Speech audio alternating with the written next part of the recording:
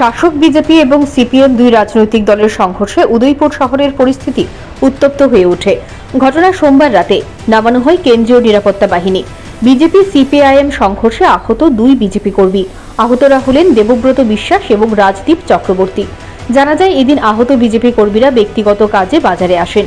এরই মধ্যে সিপিআইএম কার্যালয়ের সামনে আসতেই দেবব্রত বিশ্বাস এবং রাজদীপ চক্রবর্তীর উপর হামলা চালায় সিপিএম আশ্রিত দুষ্কৃতিকারীরা। ঘটনায় গুরুতর আহত হয় দুই বিজেপি কর্মী। মারামারির ঘটনা গড়ায় থানা পর্যন্ত মামলা করা হয় রাধা কিশোরপুর থানায়। গোটা ঘটনায় শহর জুড়ে মোতায়েন করা হয়েছে আধা সামরিক বাহিনী, পুলিশ এবং টিএসআর।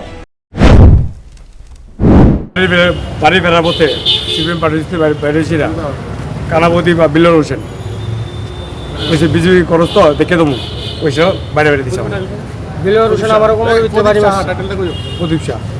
কজন আছে? দুজন। আপনার কজন আহত হয়েছেন? আপনারা কি নাম আপনাদের? কি নাম আপনাদের? দেবব্রত বিশ্বাস, রাজদীপ চক্রবর্তী। মানে কজন মিলে আপনাদের কজনকে আক্রান্ত করেছে? দুজন মিলে দুজনকে মারধর করেছে। আপনার কজন আহত? আমরা দুজনই। হাতে বাড়ি মারছে, আমার কোমরে বাড়ি মারছে। এখন কি অভিযোগ জানাবেন?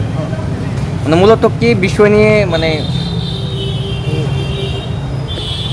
বুঝতে পারছি কি বিষয় সব লোকে তারা আছে, তারা বাইরে ছিল বিজেপি ক্যামেরা করা দেখে দেবো তো না। কোন জায়গায় ঘটনাটা কোন জায়গায় হয়েছে?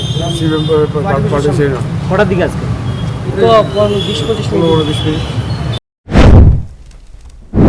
এদিকে শাসক দলের কর্মীদের কেন মারধর করা হয়েছে এই বিষয়ে তারা কিছুই বলতে চাইছে না। তাদের বিরুদ্ধে অভিযোগ, তারা সিপিএম এর কার্যালয়ে হামলা করতে গিয়েছিল, আর তখনই তাদেরকে প্রতিরোধের মুখে পড়তে হয়েছে। এই ঘটনাকে ঘিরে গোটা এলাকায় চরম উত্তেজনা বিরাজ করছে। Bureau report, news prime Tripura.